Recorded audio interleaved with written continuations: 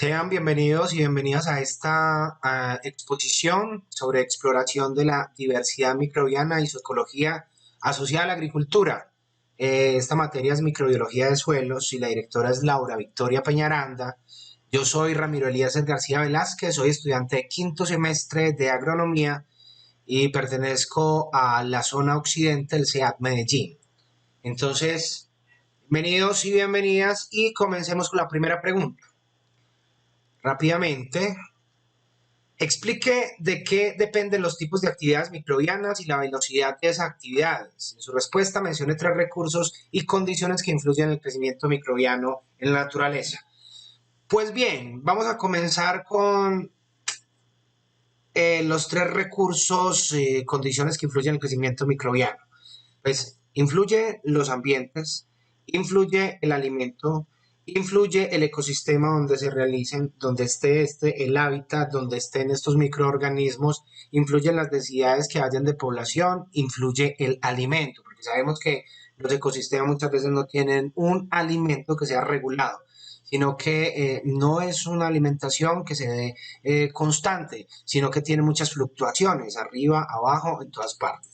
Sabemos que los microorganismos pueden vivir en ambientes muy hostiles. Y hablamos de ambientes muy hostiles, es donde nosotros no podríamos habitar porque nos quemaríamos. En una tierra volcánica, por ejemplo, en el agua caliente de tipo volcánico, o en suelos o en ambientes muy salinos, por ejemplo, en el Mar Muerto, allá hay microorganismos y ese es el mar que tiene la mayor salinalidad del planeta.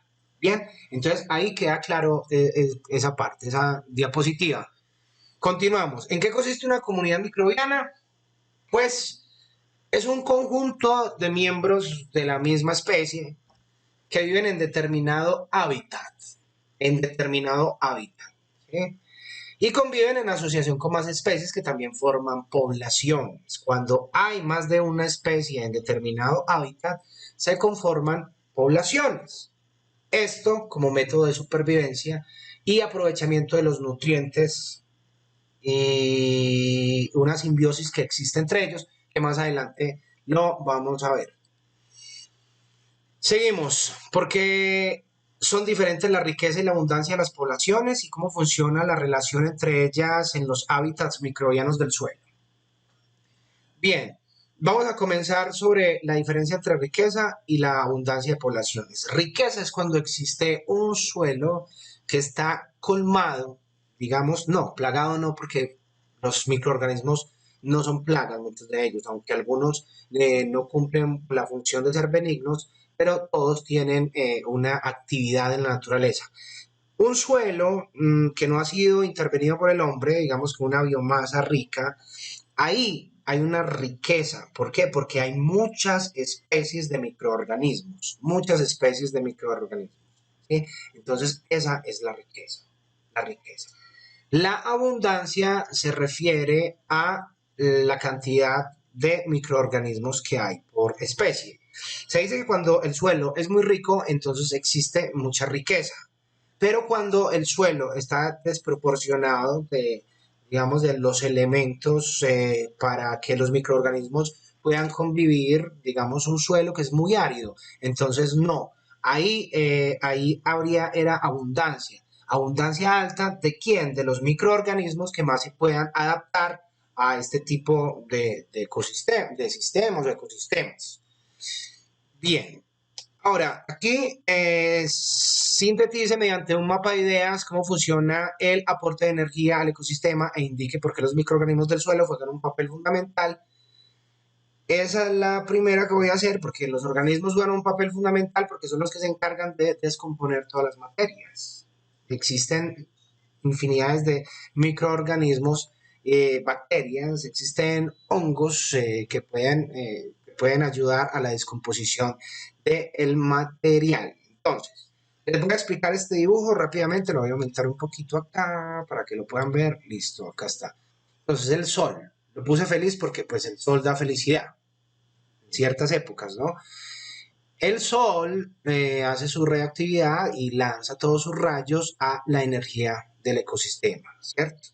El ecosistema convierte toda esa energía en carbono orgánico. orgánico que es de origen biológico, como lo podemos ver acá. Pero entonces, ¿cómo pasa eso? Pues muy fácil. El sol llega a los fotótrofos y los fotótrofos son las plantas porque son las encargadas de producir alimento con la fotosíntesis, ¿sí? Las plantas, digamos que en su rizósfera, en sus raíces, acumulan diferentes organismos. Estos, yo puse aquí ATP, porque pues el ATP es el trifosfato de adenosina, lo tuve que apuntar acá porque es difícil de pronunciar. Esto se da en las células, pero la ATP es una explosión de energía y esto es lo que pasa cuando los organismos que se encuentran ahí en la rizósfera empiezan a hacer como una catálisis para descomponer toda esa materia, toda esa biomasa que hay ahí en la rizósfera, ¿cierto? Entonces yo digo, es una explosión de energía como un ATP y donde hay riqueza de materia orgánica, entonces hay una explosión de energía. Ya, de esa catálisis puede salir, por ejemplo, carbono, nitrógeno, azufre, fósforo, hierro. Bien, sigue una actividad catabólica y esa actividad catabólica se encargan, por ejemplo, los quimioorganótrofos, que son microorganismos que se alimentan de materia orgánica. Y están los quimiolitótrofos, que son organismos que se encargan de transformar materia que no es orgánica, ¿cierto? Entonces aquí les tengo los ejemplos de metales y otros químicos que van resultando. Entonces, de todo este compuesto de energía, de toda esta materialización que hay aquí, sale el carbono orgánico. Entonces, ahí lo podemos apreciar. Ahora, vamos a bajarle un poquito acá. Explique el concepto de microambiente empleando el ejemplo de microambiente de oxígeno en la Tierra. Bien, vamos a tomar una partícula del suelo y en esa partícula del suelo hay diferentes microambientes que tienen microorganismos. Microorganismos. Recordemos que la palabra microorganismo viene de micra, ¿sí? Que es 1000 veces más pequeña que un milímetro. Entonces, ahí lo tenemos, desde ahí parte. Listo. Entonces, de esa partícula del suelo hay unas capas que están externas que son más oxigenadas, entonces ahí hay microorganismos que viven del oxígeno, ¿cierto? Óxica, es una capa óxica, como se llama por ahí. Y hay una parte céntrica que es una parte anóxica, que no tiene oxígeno, pero ahí hay microorganismos que pueden vivir sin oxígeno. Entonces ahí está clara esta parte de acá. Nos trasladamos, me disculpan ustedes, a esta parte de aquí, ya. Ajá. Bien, estamos en la quinta, en la sexta, ya. Listo. ¿Por qué se da la competencia? ¿Por qué se da la competencia, perdón? ¿Por qué se da la competencia entre microorganismos en el suelo y por qué favorece cooperar? Bien, decíamos al principio que existen, siempre se dan áreas, microambientes, donde los organismos tienen que competir con su alimento, porque si en época de microorganismos, que no son meses ni años, digamos, se da una parte donde la alimentación es abundante, van a haber días o semanas o horas donde la alimentación no va a ser abundante. Entonces se presenta una competencia y es una competencia fuerte entre microorganismos. Muchos de ellos optan por cooperar. ¿Y por qué? Porque esta cooperación forma una simbiosis, ¿cierto? Entonces, aparecen organismos oxidadores de amoníaco, ¿sí? Dan el sustrato para las bacterias oxidadoras de nitrito. Y ambos grupos de microorganismos conviven en el mismo hábitat. Cuando existe tanta competencia, entonces los microorganismos, por medio de la simbiosis, tienen que ayudarse unos a otros para poder sobrevivir. Si no, pues entonces ganaría la especie que sea más fuerte. Acá tenemos, explique con un dibujo el esquema propio de la composición de los suelos, vegetación, teniendo en cuenta los microorganismos. Bien, aquí pues hay una especie de dibujo que tengo acá, que yo realicé mismo, entonces aquí está el horizonte cero, aquí está el horizonte A, que es el más rico en microorganismos, y luego el horizonte B, y aquí está la roca madre, ¿cierto? Entonces, y estas particularidades aquí son hilos de agua y de oxígeno que aparecen por ahí. Vamos, seguimos. Defina rizósfera y argumente su importancia. Efecto rizosférico.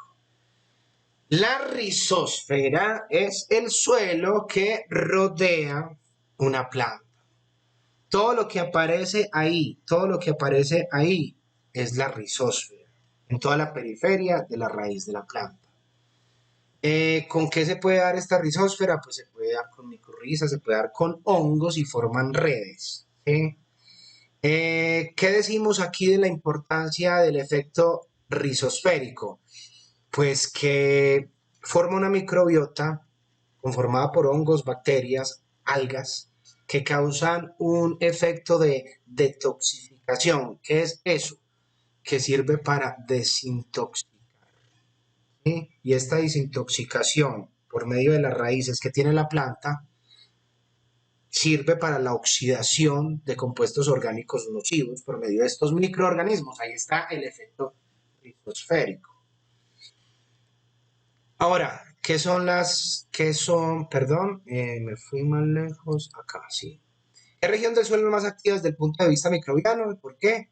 Bien, aquí tenemos el horizonte cero, el horizonte A, B, C y D. Obviamente no es el D porque aquí está la roca madre y en el C está la meteorización, ¿cierto? Entonces donde el suelo se compone, aquí ahí tenemos arcillas, arenas y en el A es donde está la biota, es donde se encuentra ya el proceso de compostaje de toda la materia orgánica que existe. Entonces aquí en esa parte, en el horizonte A, es donde se da absolutamente toda la energía y es donde se encuentran todos los conviviendo todos los microorganismos. Aunque ahorita vamos a ver que en el suelo y a kilómetros del suelo se pueden encontrar otros organismos. Bien.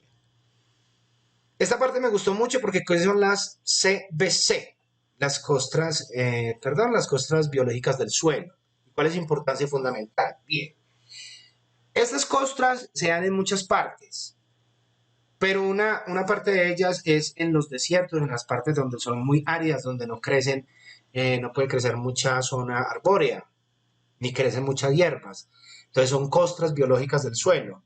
Es una comunidad viva que se entrelazan, muchas comunidades, y eso tiene muchas bacterias, muchos microorganismos, tiene hongos ahí, y hay una parte aquí, bueno, además de hongos, tiene briofitos, y los briofitos son como esas musgosidades, como líquenes que aparecen ahí y se van aferrando unos a otros. ¿Para qué sirve? Es como un tapete que se mantiene húmedo y va alargando suave, despacio, la cantidad de agua que es tan escasa. Entonces, si en esta agua se absorbe rápidamente por el suelo, porque el suelo es muy arenoso, muy árido, y entonces se pierde.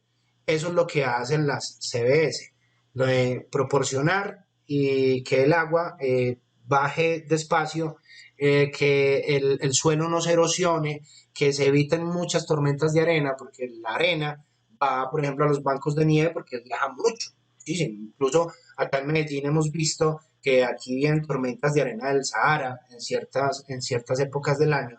Entonces, eso es lo que produce la falta de estas CBS, de estas costras biológicas del suelo.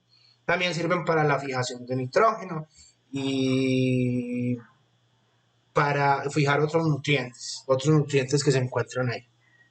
Ahí quedó claro.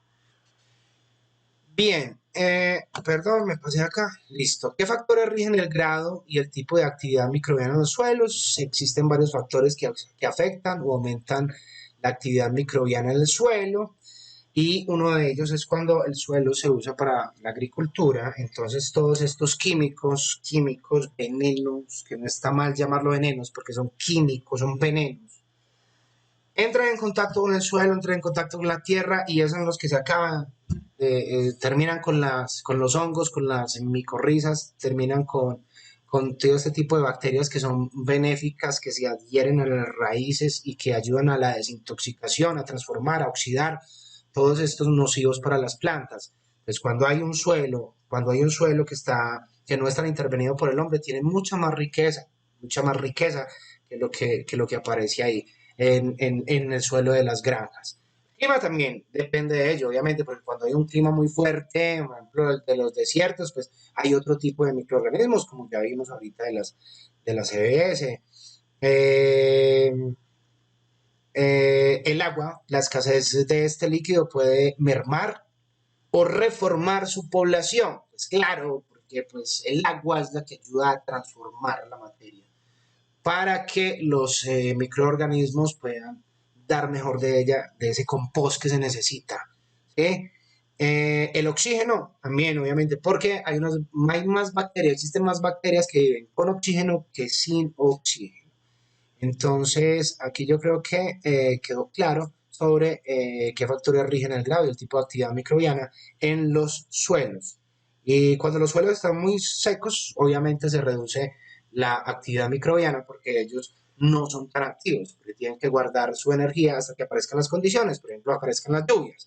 ¿Por qué es posible la especiación alopátrica en el suelo profundo? Pues muy bien, porque no se encuentra una especie con la otra, porque están divididos, porque están separados, en este caso, por una masa enorme, a kilómetros y a kilómetros de la Tierra. Se encuentra otra especie de diferente color o que tiene, digamos, otras diferentes características, siendo la misma, con las mismas particularidades, pero tienen algo diferente a la que vive sobre la Tierra. Entonces, por eso es posible la especiación alopátrica. Acá tenemos una especie de escarabajo que están divididos por un río. Entonces, por una zona geográfica también se puede dar la especiación alopátrica. Unos son cafés y otros son como verdecitos, como amarillositos. Entonces, por eso, porque no pueden cruzar el río. Y entonces al no cruzar el río, al no tener contacto entre ellos, no se pueden aparear. Difícil para ellos. ¿Por qué la diversidad y abundancia de los microorganismos del suelo juega un papel fundamental en la sostenibilidad del ecosistema? Porque una diversidad microbiana del suelo hace que el ecosistema se sostenga. ¿Por qué no existen tantos árboles en las zonas áridas? Lo pongo como ejemplo siempre, porque no hay una actividad microbiana fuerte. ¿Y por qué no existe? Pues porque no existe tampoco la biota, porque no existe materia orgánica que ellos puedan descomponer, porque no hay abundancia de biomasa. ¿Sí? Y porque al no haber abundancia de biomasa, entonces los microorganismos no pueden crear carbono, no pueden llegar a generar más nutrientes que son esenciales en la rotación de los suelos y que allí se considere que un suelo rico en microorganismos asegura el desarrollo de un bosque sano y el bosque sano se puede autorregenerar. Bien, nombre 5 grupos microbianos y su función. Ahí está. En los pastizales, los bosques tropicales, tenemos bacterias simbióticas y endofíticas, perdón, de fijación de nitrógeno. ¿Sí? Esta fijación de nitrógeno mejora el capacimiento y la capacidad de competencia de las mismas plantas. Los pastizales, los bosques tropicales. Tenemos cianobacterias y las cianobacterias son unos organismos que los vemos aquí abajo. Estas son unas cianobacterias verdes que aparecen ahí y se dan mucho. Yo que soy del Peñol, Antioquia, en la represa del Peñol, Antioquia, allá hay una parte donde se dan cianobacterias. Son muy comunes en tierras áridas y desérticas, ahí lo podemos ver en este tapete de las CBS. Ahí aparecen muy bien lo que son cianobacterias y sirven para la acumulación de nitrógenos. ¿Sí? En sitios, digamos que extremadamente escasos y restaurando suelos degradados. Eso es lo que hacen como las cianobacterias. Tenemos las micorrizas, están montando los bosques tropicales muy abundantes y se encargan de proporcionar fósforo a las plantas para protegerlas de las sequías, de los ecosistemas escasos de nutrientes, bacterias nitrificantes y desnitrificantes. Ustedes saben que en la nitrificación y desnitrificación se pierde el 50% de disponibilidad del nitrógeno, y es allí donde actúan estas bacterias, y tenemos las bacterias solubilizantes de fósforo que constituyen hasta un 40% de la población, pero que todavía faltan muchos más estudios para poder sacar conclusiones. Nombre 3 factores clave que controlan las dinámicas de la biomasa microbiana del suelo. Ahí están, varios factores que controlan la dinámica de la biomasa del suelo. Las PYME y estas son por el microclima, por el macroclima, por la topografía y por la misma calidad del suelo. Ahí sí estamos claros. ¿Por cuáles factores es gobernada la variabilidad de biomasa microbiana? Pues los factores para la variabilidad de la biomasa pueden estar gobernados por variabilidades o variantes climáticas. Ya habíamos estipulado ciertos tipos o usos del suelo y recordemos que la intervención humana es una de las causales de la pérdida de la composición dominante de la vegetación. Por ejemplo, un pinar, una zona sembrada de eucaliptos donde no hay variabilidad de especies, porque es una biomasa, pero en las zonas grandes de eucaliptos simplemente se presenta, es una sola almohada, una sola biota, digamos, las hojas son las mismas y esto contribuye a que no se dé un concepto macro de microorganismos, o sea, que no haya mucha variabilidad, ¿cierto? Bien, continuamos. ¿Cuál es el principal reservorio de nutrientes en ecosistemas pobres? Y aquí nos pide una respuesta usando el ejemplo del bosque tropical seco.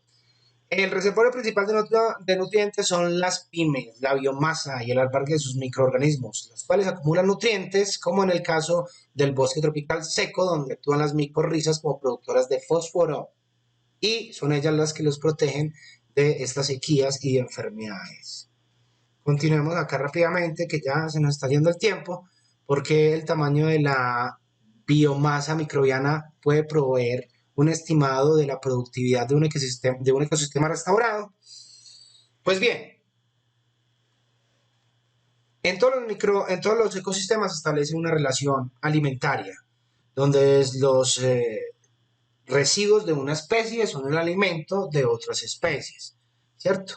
Entonces, entre más biomasa microbiana se pueda proveer, se pueda fijar, entonces se puede decir, este bosque puede ser muy sano, este bosque puede llegar a regenerarse por sí solo, ¿cierto? Cuando un lugar pierde la biomasa, pues entonces pierde los nutrientes proporcionados por los microorganismos, porque ellos fijan nitrógeno, porque ellos fijan fósforo, ¿cierto? Entonces, para que un ecosistema se restaure, debe prepararse con la siembra de especies de ese mismo lugar, especies nativas, endémicas. Entonces ahí es donde está la clave. Con la ayuda de rizodepósitos, exudados, basura de hojas, y por eso decimos que el suelo rico en biomasa es un suelo con capacidad de autorregenerarse y producir vida. Aquí terminamos ya. ¿Qué puede concluir con las prácticas de restauración? Perdón. Que se puede usando plantaciones mezcladas. En cuanto a los sistemas, estos sistemas SMB son sistemas de, a ver si me acuerdo aquí, SMB, son sistemas de manufacturación biológica, perdón, por el retraso. Entonces, yo quiero leerles este pedacito ya para terminar, porque la palabra manufacturación se refiere a la transformación de una materia prima o un producto hecho a mano o con alguna asistencia mecánica.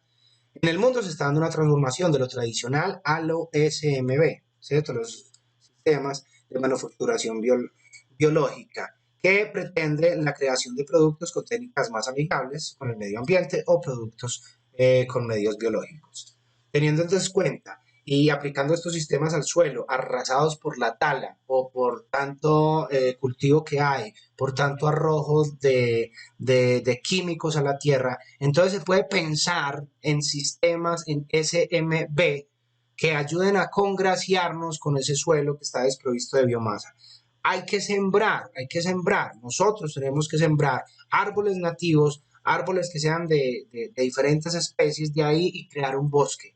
Hasta cierto punto debemos llevarlo y de ahí para arriba, entonces esos SMB se van a encargar de autorregenerar. Hasta aquí la presentación. Muchas gracias por estar ahí. Mi nombre es Ramiro Eliezer García Velázquez, estudiante de quinto semestre de agronomía.